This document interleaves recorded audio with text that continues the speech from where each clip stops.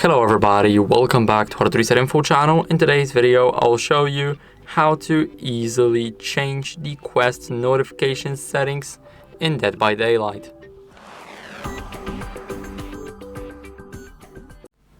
So first, let's head over to options. Now here in those options, go to graphics, and now we need to scroll all the way down until we see the quest notifications. And here we have the daily quests progression. So as you guys can see, you can select all at all times. It will see the progress and when it's completed. Completed is only when you complete the task, and none, you just won't see it.